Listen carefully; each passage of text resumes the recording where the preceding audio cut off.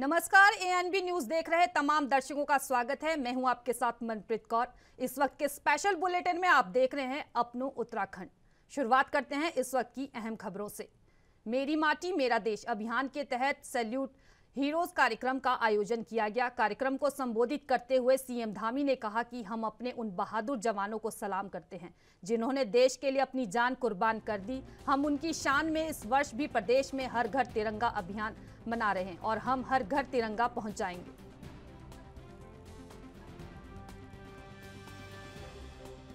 शहीदों को समर्पित है और ऐसे अवसर पर हम उन सभी वीरों का, सभी उन योद्धाओं का, सभी अमर बलिदानियों का उनका स्मरण करते हैं, उनको नमन करते हैं जिन्होंने देश की एकता के लिए, देश की अखंडता के लिए, देश की आजादी के लिए अपने प्राणों का बलिदान दिया है, अपने को निछावर किया है और हम सब की रक्षा के लिए हंसते हंसते अपनी मां की ममता को भी छोड़ दिया, अपनी बहन की राखी को भी छोड़ दिया। हर खुशी छोड़कर केवल और केवल जो वतन के लिए शहीद हुए उनको हम नमन करते हैं। माननीय प्रधानमंत्री जी के आह्वान पर पिछले वर्ष भी पूरे देश के अंदर हर घर तिरंगा लगाया गया था, हर घर तिरंगा फहराया गया था। इस बार भी हर घर तिरंगा जाएगा, हर घर तिरंगा जाएगा। हम लोग ये शपथ लेते हैं, संकल्प लेते हैं, उत्तराखंड के अंदर हर घर तिरंगा लहराए। सीएम पुष्कर सिंह धामी ने आज मेरी माटी मेरा देश अभियान के तहत आयोजित वीरों को सलाम कार्यक्रम में देहरादून के गुच्चू पानी में पौधारोपण, ध्वजारोहण, पंचप्रण, संकल्प, वसुधा वंदन और वीरों को वंदन किया। साथ ही सीएम ने वीर शहीदों के परिजनों को शॉल ओढ़ाकर सम्मानित भी किया। इस अवसर पर मुख्यमंत्री ने लोगों से आह्वान करते हुए कहा कि ज्यादा से ज्यादा लोगों को मेरी माटी मेरा देश अभियान में जुड़कर इसे प्रभावी बनाना होगा। मुख्यमंत्री ने 20 से अधिक शहीदों के परिजनों को सम्मानित किया। साथ ही 33 शहीदों के नाम वाली शिलापट का लोकार्पण भी किया। इसके साथ ही ग्राम विकास विभाग मंत्री गणेश जोशी ने सरकार द्वारा शहीदों के लिए किए गए कार्यों के बारे में बताया। साथ ही कहा कि मेरी माटी मेरा देश अभियान के तहत प्रदेश में अभी तक 2094 जगहों पर कार्यक्रम किए गए हैं।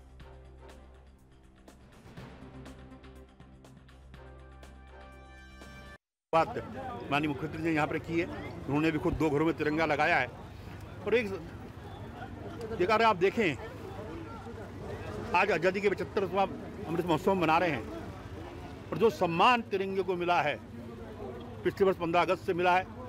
पहले ये होता था कि 15 अगस्त होता था तो लोग इंतजार करते थे कि हम पिकनिक जाएंगे, पर आज हर देशवासी घर में तिरंगा लगाता है और 15 अगस्त को मनाता है। मैं बहुत गर्वान्वित हूँ, जैसे कि हमारे माननीय मुख्यमंत्री साहब ने भी शहीदों के बारे में बताया। वो खुद भी सैनिक के बेटे हैं। मेरा भी बेटा शहीद हुआ है, शहीद मेजर भूपेंद्र कंडारी सेना मेडल। उसके भी जगह जगह स्मारक हैं, सब जगह हमारा मुझे सम्मानित किया जाता है। मैं इस योग्य तो नहीं था, लेकिन उसकी वजह से मुझे काफ़ी सम्मान मिलता है। कहीं भी जाता हूँ मुझे अच्छा सम्मान मिलता है, मुझे बहुत गर्वान्वित फील करता हूँ और बाकी तो सब ठीक है। इसी बात पर हमारा परिवार भी बहुत खुश है, वो भी बहुत सम्मानित है। मैं तो खैर फौज में तो नहीं रहा, मेरा परिवार फौज में, मेरा छोटा बेटा भी कैप्टन था, लेकिन कुछ हादसे की वजह से वो भी बाहर आ गया फौज से छोड़कर। वो भी बड़ा बेटा मेजर था। अपना नाम बता दीजिए। मैं गजेंद्र सिंह कंडारी, हाथी बड़कला, और मैं एडवोकेट भी हूँ, अभी एडवोकेट हूँ। अगली खबर कोटद्वार से है, जहां आजादी के अमृत महोत्सव के तहत शिक्षा विभाग की ओर से कोटद्वार शहर में धूमधाम से स्कूल बैंड की धुन पर तिरंगा शोभा यात्रा निकाली गई, जिसमें शहर में भारत माता की जय के नारे गूंजे और छात्र छात्राओं ने देश की आन बान और शान को कायम रखने की शपथ ली। शनिवार शाम को आर्य कन्या इंटर कॉलेज परिसर में बतौर मुख्य अतिथि विधानसभा अध्यक्ष ऋतु और शिक्षा मंत्री डॉक्टर धन सिंह रावत ने हरी झंडी दिखाकर तिरंगा शोभा यात्रा को रवाना किया। उन्होंने हाथ में तिरंगा लेकर 15 विद्यालयों के छात्र छात्राओं, शिक्षा अधिकारियों और लोगों के साथ तिरंगा यात्रा में प्रतिभाग किया।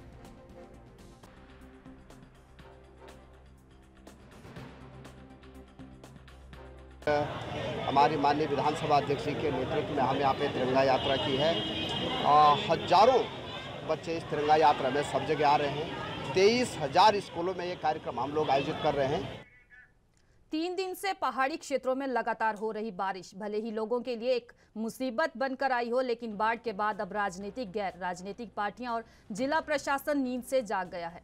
और अपनी अपनी उपस्थिति दर्ज कराने की होड़ में जुट गए हैं। ऐसा ही कुछ मैदानी क्षेत्र के उधम सिंह नगर में देखने को मिला, जहां जिला प्रशासन 1 साल तक कुंभकर्ण की नींद सोया रहा और अब बाढ़ आने के बाद लोगों का दुख दर्द जानने के लिए बाढ़ क्षेत्र में पहुंच गया। इसी के साथ बाजपुर विधानसभा क्षेत्र से तीसरी बार विधायक एवं नेता प्रतिपक्ष यशपाल आर्य का 10 कदम आगे निकले। मीडिया ने जब विधायक से क्षेत्र को लेकर सवाल किया तो हम बोलने से बचते रहे।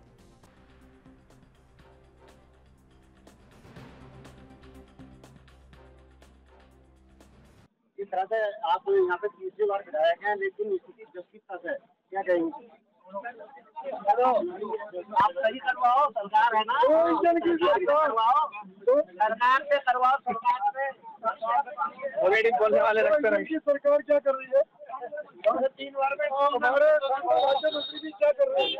मंत्री ने जो विकास किया ऑलरेडी बोलने वाले रखते रहे। मंत्री जी ने ये पुल न बनाए होते, ये रोडें न बनाई होती। देखिए, पूरे जिले का परसों मैंने 2 दिन पहले शाम से स्थितियाँ जहाँ पर बाढ़ क्षेत्र में वहाँ पानी बढ़ने लगा था, स्पेशली सितारगंज खटीमा क्षेत्र में। उसके बाद कुछ इच्छा में भी प्रभाव था, लेकिन बाजपुर क्षेत्र में भी अच्छा, बल्कि कह लीजिए कि काफ़ी प्रभाव रहा। हमारे यहाँ के जो निवासी हैं, दुकानदार हैं, उनके घरों में भी पानी गया 3 से 4 फीट, कहीं 2 फीट, 1 फीट। तो उनके संपत्तियों का भी नुकसान हुआ है, खाने पीने की चीज़ों का भी नुकसान हुआ है। तो एसडीएम साहब को ये निर्देश था मेरा कि सबसे पहले तो उनके भोजन पानी की व्यवस्था करा दीजिए, एक तरह से पका हुआ पैक भोजन भी दीजिए, साथ ही साथ अहेतुक सहायता दे दीजिए। और जितने दुकानदारों के दुकानों में पानी गया या घरों में, उनके नुकसान का आकलन करा लीजिए। जो आपको व्यवहारिक लगे या एक्सपर्ट की ज़रूरत है तो उनकी भी सहायता आप ले लें। तो एसडीएम साहब इसको कल से कराएंगे। बाकी अहेतुक वगैरह सब दे रहे हैं, उसमें कहीं हमें कोई दिक्कत नहीं है।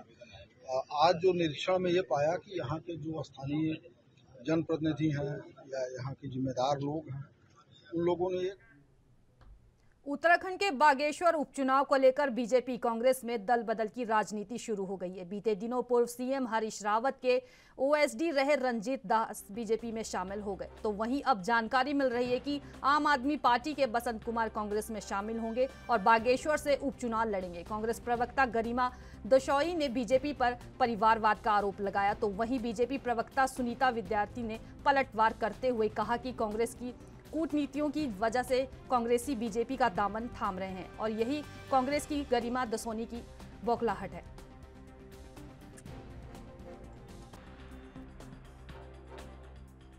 सुनने में आया है कि उत्तराखंड भाजपा के प्रदेश अध्यक्ष महेंद्र भट्ट ने कांग्रेस पार्टी पर यह आरोप लगाया है कि बागेश्वर में कांग्रेस पार्टी को कोई कैंडिडेट नहीं मिल रहा है और दूसरी पार्टी से आयात करने का कांग्रेस पार्टी ने मन बनाया है। महेंद्र भट्ट पहले इस बात का जवाब दें कि अभी अगस्त क्रांति के दिन समूची भाजपा ने देश भर में जो झंडा बुलंद किया था वो परिवारवाद के खिलाफ किया था। सल्ट में आप स्वर्गीय सुरेंद्र जीना के भाई महेश जीना को टिकट देते हैं। पिथौरागढ़ में आप स्वर्गीय प्रकाश पंत की धर्मपत्नी चंद्रा पंत को टिकट देते हैं और अब बागेश्वर में भी स्वर्गीय चंद्रराम दास की पत्नी या बेटे को या भाई को आप टिकट देने का मन बना रहे हैं। ऐसे में उस जमीनी कार्यकर्ता का क्या, जो सालों साल से आपके वहां दरी बिछा रहा है और माइक लगा रहा है। आप अपने कार्यकर्ताओं का गला घोटकर ऐसे लोगों को चुनाव लड़वाते हैं जिनको राजनीति का क ख ग भी नहीं आता। कांग्रेस पार्टी क्या करेगी वो भविष्य के गर्भ में है, लेकिन कम से कम हमारे वहां कार्यकर्ताओं का गला नहीं घोटा जाता और परिवार के लोगों को उनके ऊपर स्थान नहीं दिया जाता। देखिए, परिवारवाद किस तरीके से लोकतंत्र को खोखला करता है ये हम सभी जानते हैं और पूरे भारतवर्ष में आज जनता जो है परिवारवाद के विरुद्ध है। लेकिन जहां पे इतने बड़े स्वर्गीय चंदन रामदास जी जो कैबिनेट मंत्री रहे और कई बार के जीते हुए विधायक थे, उनके दुखद निधन के बाद जो जगह वहाँ पे रिक्त हुई थी उस पर विचार करना और वहाँ पे जनता का जो रुझान है वो किस तरफ है, जनता क्या चाहती है, जनता किस तरीके से उनको विनम्र श्रद्धांजलि देना चाहती है, ये जनता जनार्दन का कार्य है। और रही गरिमा दसौनी के वक्तव्य की बात, तो वो उनकी बौखलाहट बता रही है, क्योंकि उनके किस तरीके से लोग जो है कांग्रेस को छोड़ कर आज भाजपा के पास आ रहे हैं, उनकी कुनीतियों के कारण, उनकी स्वार्थों के कारण। तो ये जाहिर सी बात है कि इतना तो कांग्रेस में बनता है। तो ये आयात निर्यात जो है, जो उन्होंने यशपाल आर्य जी को अपनी पार्टी में वहां का प्रभारी बनाया है या जो भी उनको जिम्मेदारी दी है, खबरों का सिलसिला जारी रहेगा, रुकते हैं छोटे से ब्रेक के लिए।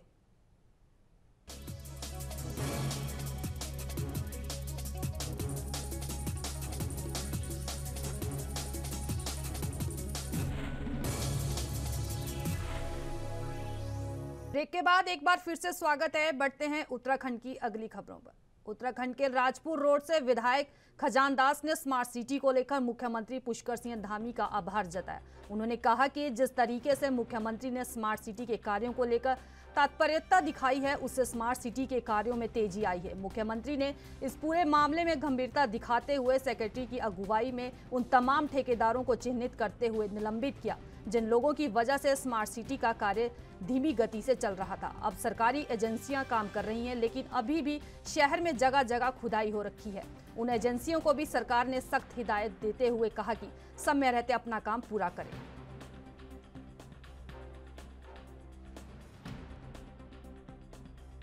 किस तरीके से आप देख रहे हैं? स्मार्ट सिटी का सवाल है कि जहां तक इन्होंने अभी हमने दूसरे लोगों को जो काम दिया है, मैं माननीय मुख्यमंत्री का दिल की गहराई से धन्यवाद ज्ञापित करना चाहूंगा और उनको बधाई देना चाहूंगा कि पहली बार उन्होंने चिंता की स्मार्ट सिटी की, और जब मुख्यमंत्री बने तो उन्होंने एक बहुत ही महत्वपूर्ण बैठक, बड़ी बैठक बुलाई है, जिसमें चीफ सेक्रेटरी से लेकर के तमाम सेक्रेटरी उस बैठक में थे।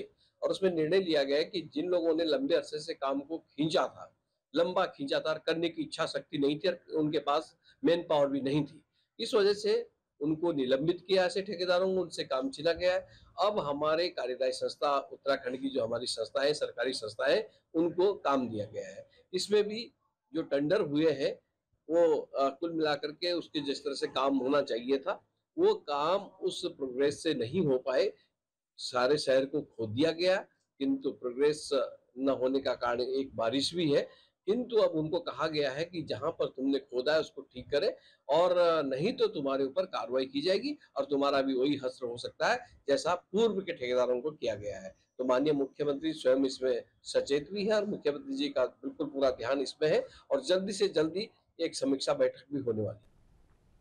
कांग्रेस में नए नाम के पैनल को लेकर मथुरा दत्त जोशी ने बताया कि आज आईसीसी को 3 नए नाम का पैनल भेज दिया जाएगा, जिनमें एक नाम सेंट्रल पार्लियामेंट्री बोर्ड की ओर से तय किया जाएगा। इसके साथ ही उन्होंने कहा कि जिस तरीके से बसंत कुमार आम आदमी पार्टी में रहते हुए चुनाव लड़ चुके हैं, ऐसे ही कांग्रेस में आने से जहां एक और कांग्रेस को मजबूती मिलेगी, तो वहीं पार्टी के लिए जीत का रास्ता भी साफ होगा।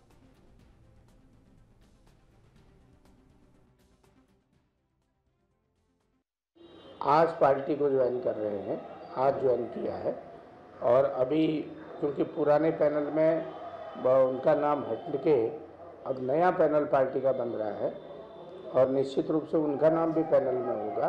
और जो निर्णय पार्टी का होगा, बसंत कुमार जी ने कोई ऐसी शर्त नहीं रखी है कि चुनाव लड़ने की, लेकिन पार्टी का निर्णय जो भी होगा वो सबके लिए होगा, और पार्टी जो भी निर्णय करेगी सोच समझ कर करेगी।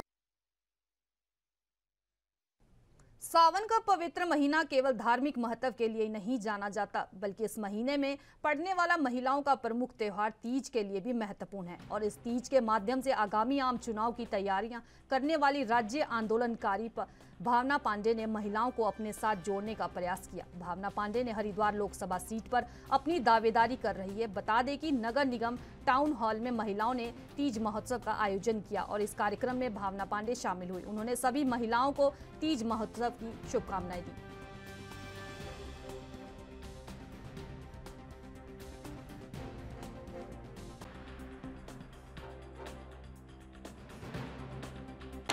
देखिए, बहुत शॉर्ट नोटिस में था, एक दिन पहले का 24 घंटे का नोटिस पे।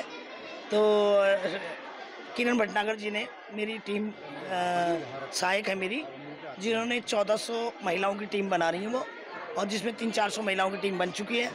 और इनको मैंने हैंडबैग और ऑटो रिक्शा के कवर और जो मेरे चुनाव सामग्री होगी वो बनाने के लिए जो महिलाएं बनाएंगी, और कैप, हैंडबैग और ऑटो रिक्शा के कवर, ये 3-4 मैंने दिए हैं। और हर विधानसभा में 100 महिलाओं की टीम है, जो अभी 8 महीने तो काम करेंगी और 1 महीने फुल प्रचार करेंगी।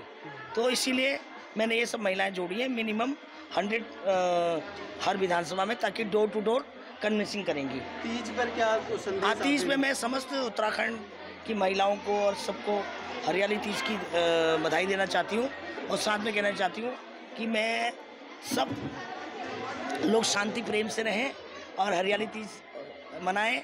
और साथ में ये कहना चाहती हूँ कि 50% महिलाएं जो वोटर हैं वो मेरी तरफ काफ़ी आकर्षित है और काफ़ी मुझे सपोर्ट मिल रहा है। अभी 19 तारीख को मेरा रुड़की में बहुत भव्य प्रोग्राम है, वो भी। देश आज़ादी की 77वीं वर्षगांठ मना रहा है, पर आज तक कोई सरकार हमें एक अदल पुल भी ना दे सकी। यह कहना विजयपुर गांव के लोगों का है। गोलापार का ग्राम विजयपुर देवला मल्ला गोलापार विकासखंड हल्द्वानी का एक राजस्व गांव है। इस गांव में 95 परिवारों की लगभग 500 की आबादी रहती है। गांव के लोग अपनी आजीविका खेती और पशुपालन के माध्यम से चलाते हैं। लंबे समय से ग्रामीण सुखी नदी पर पुल बनवाने की मांग कर रहे हैं और इसी मांग को लेकर ग्रामीण आज फिर एक बार डीएम कैंप कार्यालय पहुंचे, जहां लोगों ने डीएम को मांग पत्र सौंपा, लेकिन हर बार की तरह उन्हें इस बार भी आश्वासन ही मिला है।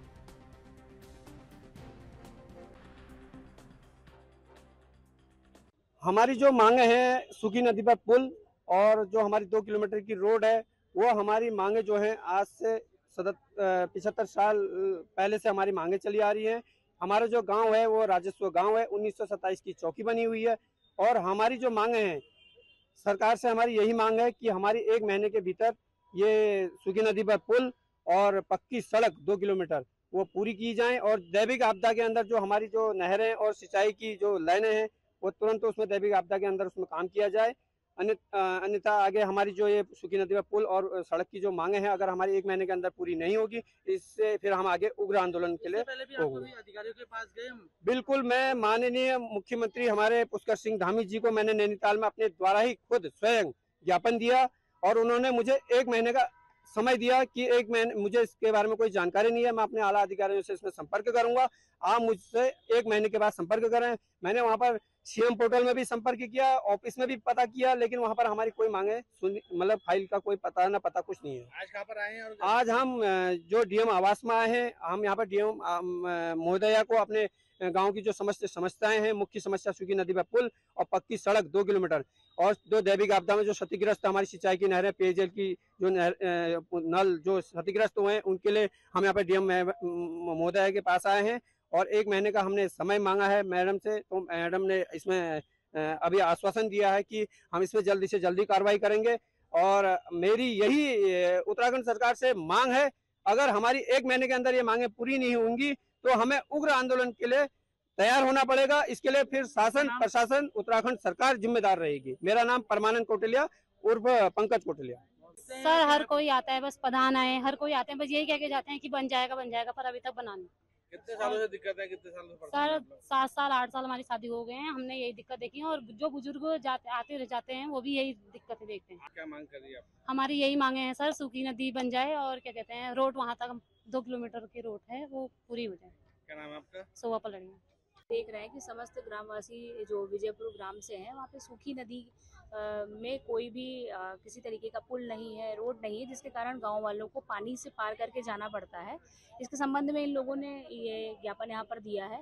पूर्व में इस गांव में जिस समय मेरी लालकुआ में तैनाती थी, मैंने भी इस गांव को देखा है। ये समस्या इनकी है क्योंकि जब नदी में अधिक पानी आता है तो पार जाने के लिए और कोई रास्ता नहीं है। तो ज्ञापन जिलाधिकारी महोदया को संबोधित है, जिसमें मैंने मैम की तरफ से ज्ञापन लिया है और मैं उनसे इनकी समस्याओं से अवगत करा दूंगी। खबर हल्द्वानी से है, जहां केंद्र सरकार के बूट्स एक्ट का उल्लंघन करने का आरोप लगाते हुए ठगी पीड़ित जमाकर्ता परिवार संगठन के पदाधिकारियों में खासा रोष व्याप्त है। पीड़ितों ने डीएम कार्यालय पर सांकेतिक प्रदर्शन किया और सिटी मजिस्ट्रेट के माध्यम से डीएम को ज्ञापन सौंपते हुए शासन आदेश को धरातल पर उतारने की मांग की। साथ ही आगाह किया कि यदि प्रशासन ने जल्द ही सर्वे का कार्य शुरू नहीं किया तो हम सब आंदोलन करेंगे।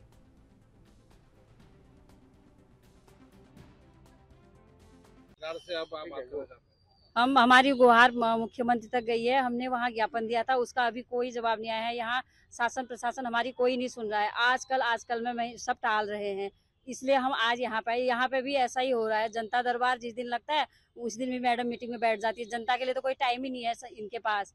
तो हम सोच रहे हैं कि इन ठगों को फांसी दें, लोग इनको घरों से बेघर करें। और हम सीएम से क्या कहना चाहते हैं, क्या गुहार लगा? सीएम से तो मेरा यही कहना है कि जितने भी सारे ठग हैं ये उनके घर की कुड़की हो जाए और बेसहारा हो जाए, जैसे इन्होंने और लोगों को बेसहारा कर रखा है। क्या अब आप लोग अगला नेक्स्ट कदम क्या रहेगा अगर ये कार्रवाई नहीं? हमारा नेक्स्ट कदम ये है, हम चुनाव का बहिष्कार करते हैं। आपका नाम? मेरा नाम लक्ष्मी बिस्टे है। कॉल किया जा रहा है, हम इतने बार सारे जिलाधिकारी के पास चले गए, कुमाऊं कमिश्नर साहब के साथ चले गए, सारे मतलब जितने बड़े अधिकारी हैं सब लोगों से मिल चुके हैं। हमने मुख्यमंत्री जी को भी ज्ञापन दे रखा है, ऑनलाइन भी दे रखे हैं, हमने फैक्स भी कर रखा है, हमने प्रधानमंत्री जी को भी दे रखा है। अगर ये हमारा भुगतान नहीं कराएंगे सर, हम चुनाव का बहिष्कार करेंगे। ये चीज सारी राज्यों में हो रहा है सर, इसका आंदोलन चल रहा है, ये बट ट्रैक्टर वाला है सर, तो इसके थ्रू हम लोग सारा इसी में चल रहा है सर। हम लोग, मेरा नाम राजेंद्र सिंह बरगुली। लेकिन कोई सुनने वाला नहीं है सर। जो देश में 42 करोड़ अभी कंपनियां हैं, जो लाखों लोग आज कंपनियां ठग के, सरकार ने जिनको लाइसेंस दिया था आज वो लोगों का पैसा लेके भाग गए हैं। तो सरकार की आज अथॉरिटी बनती है कि वो लोगों का पैसा दे, वापस करे, और उन्हीं की जिम्मेदारी इसमें ज़्यादा है। और ये कोई छुपी हुई चीज़ नहीं है, आज मीडिया के माध्यम से सरकार जान चुकी है कि क्या चीज़ है। अगर वो सब लगातार दबाए रखती है तो अब जनता जो है जाग चुकी है, वो कितना भी इसे दबाना चाहे वो नहीं दबा सकती। अब जो है उनका मुख्य मुद्दा ये है कि अगर सरकार ने भुगतान नहीं किया तो आने वाले समय में जनता ही उन्हें मतदान नहीं करेगी, और वही उनको सही रास्ता दिखाएगी कि जनता जो है वो अपना भुगतान लेके रहेगी। अगर मतदान नहीं करेगी तो फिर उन्हीं को जाहिर सी बात है भोगना पड़ेगा इसका। मेरा नाम रेनू लटवाल है और मैं Ellie global microfinance company है जो ठगी एक किम फीचर विजन एक्टर है, और मेरे साथ ये दो कुछ दिनों पहले क्लीन दून ग्रीन दून के तहत नगर निगम ने शहर के सभी इलाकों से डस्टबिन हटा दिए थे।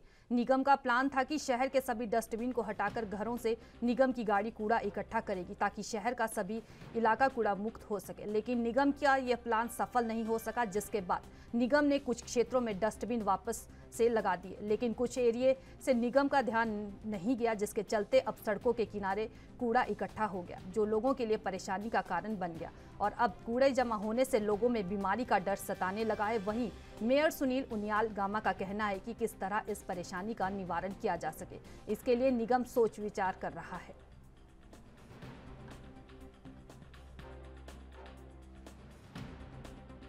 डस्टबिन को हमने डस्टबिन फ्री करने के लिए हमने शहर में एक योजना बनाई थी कि हम शहर भर से सारे डस्टबिन हटाएंगे, लेकिन अभी हमने देखा है कि जहाँ जहाँ से हम डस्टबिन हटा रहे हैं वहाँ थोड़ी दिक्कतें आ रही है, इसलिए हमने अभी कुछ डस्टबिन हटाई है। अभी आगे हटाने की कोई हमारी ऐसी कोई प्रोग्राम नहीं है, ऐसी कोई योजना नहीं है। लेकिन जब आज़ादी के 77वें दिवस के मौके पर देश भर में मेरी माटी मेरा देश कार्यक्रम का आयोजन किया जा रहा है, जिससे सभी लोग बढ़ चढ़कर हिस्सा ले रहे हैं। इसी क्रम में आज उधम सिंह नगर पुलिस प्रशासन ने मेरी माटी मेरा देश कार्यक्रम के तहत तिरंगा यात्रा का आयोजन किया। इस तिरंगा यात्रा को डीएम उदय राज सिंह ने पुलिस कार्यालय से हरी झंडी दिखाकर रवाना किया। तिरंगा यात्रा में भारी संख्या में हाथ में तिरंगा लेकर पुलिसकर्मी बाइक पर सवार होकर डीडी चौक, गांधी पार्क बाजार होते हुए इंदिरा चौक से लेकर रोडवेज बस स्टेशन के पास पहुंचे, जहां बाइक रैली का समापन किया गया।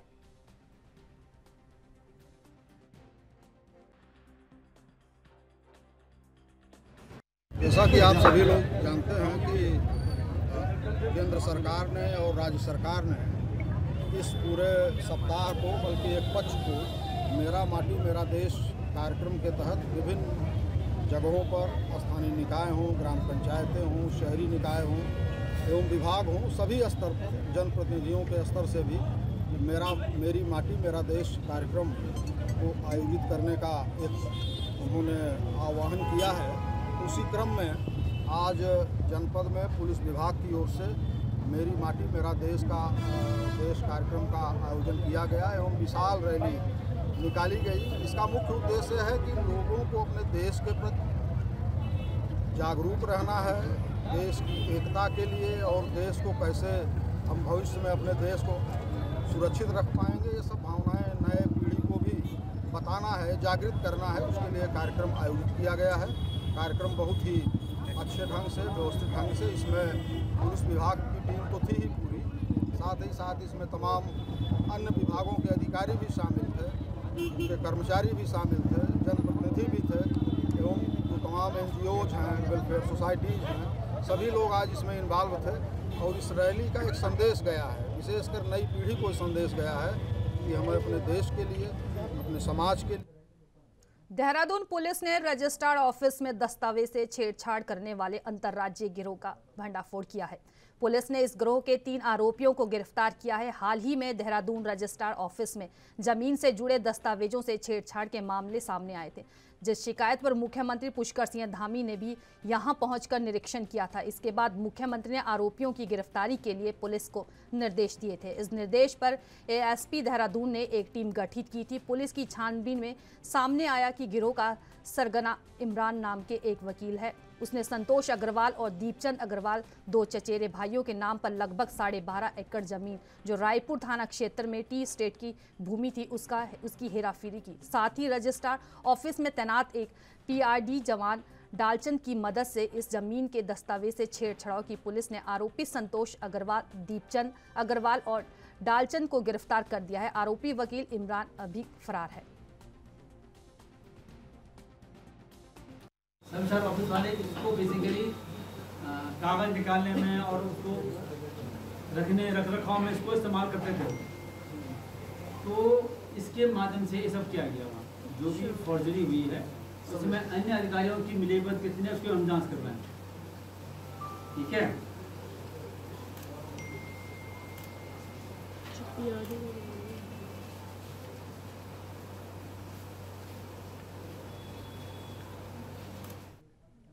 फिलहाल अपनू उत्तराखंड के स्पेशल बुलेटिन में इतना ही। तमाम बड़ी खबरों के लिए देखते रहिए ANB न्यूज़। नमस्कार।